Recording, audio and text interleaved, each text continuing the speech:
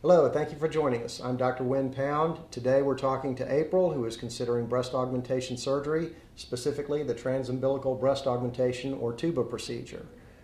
We will be talking a little bit about the pros and cons of saline and silicone gel, as well as talking about the risks and benefits of the transumbilical procedure. So as a patient, I hear a lot about board certification when it comes to plastic surgeons. What exactly does board certified mean? Well, there are a number of doctors out there doing plastic surgery, and there are different qualifications for different specialties. The American Medical Association Board of Medical Specialties recognizes 24 different medical specialties.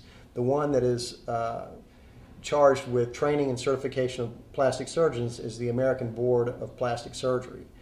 So whenever you look for a doctor, you should be looking for that particular board, because otherwise you may be getting someone who's trained in a different specialty and may not be fully qualified to do the procedures that they're doing. Okay.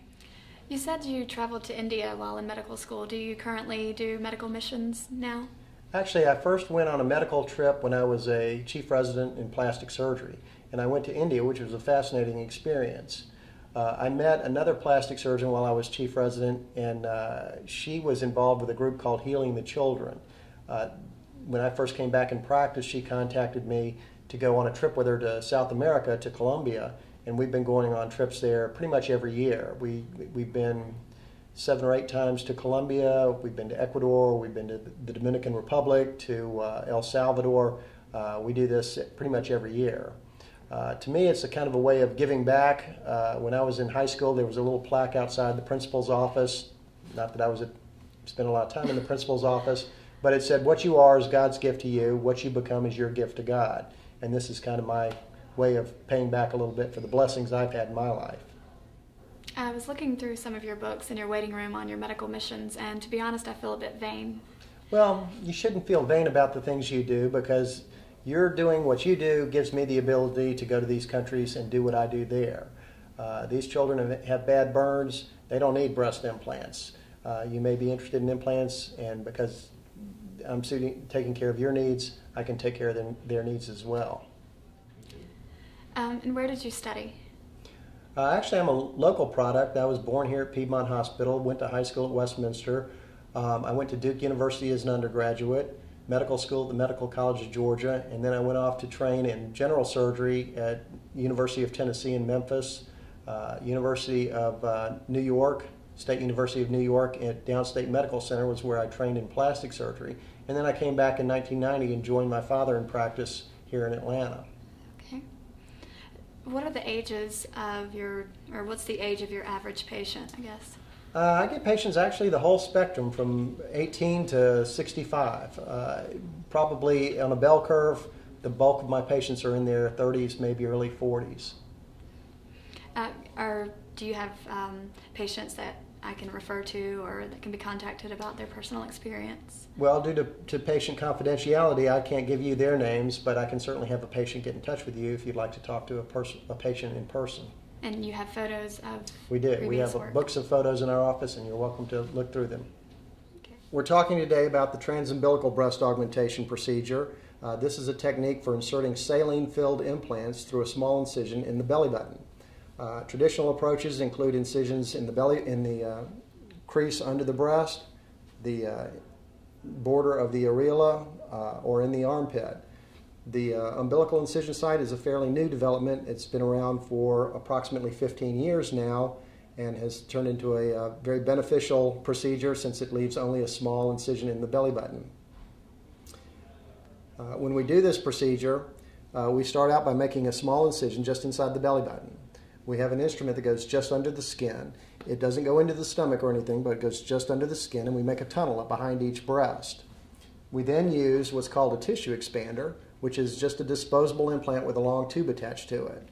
We roll this up like a cigar, pass it up the tunnel so it's sitting behind the breast with the tube coming out the belly button, and we start pumping it up with salt water. It's like blowing up a big balloon back there, and as it unrolls and expands, it makes a nice big pocket.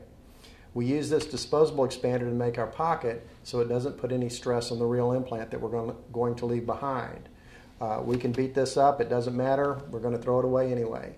But once that pocket's made, we deflate the expander, pull it out, put in the good implant we're going to leave behind, That one we fill up with salt water to the size that the patient and I have talked about, and when we're happy with the way everything looks, we just pull the fill tube out, the valve seals itself, we put some dissolvable stitches in the belly button, and we're done.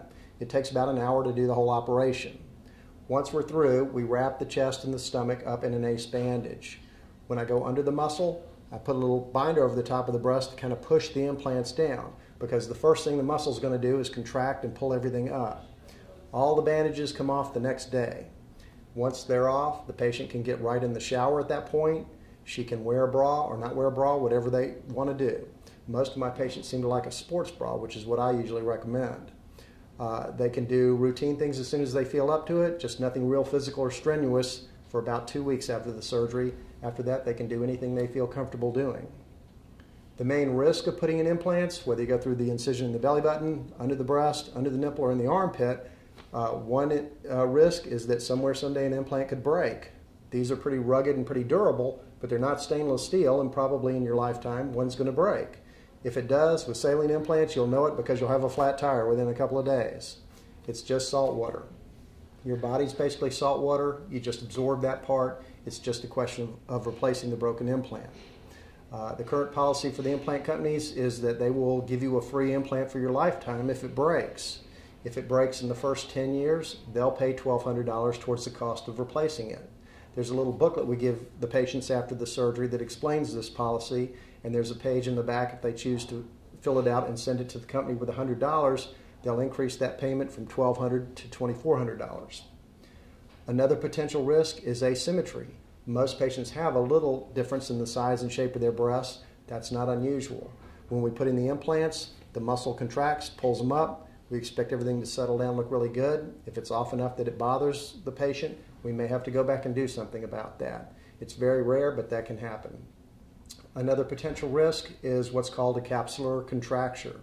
You're not born with implants in your body, and your body reacts to these things like it would to any foreign material. It can't break them down and get rid of them, so it seals them off by making a little capsule out of scar tissue around the implant.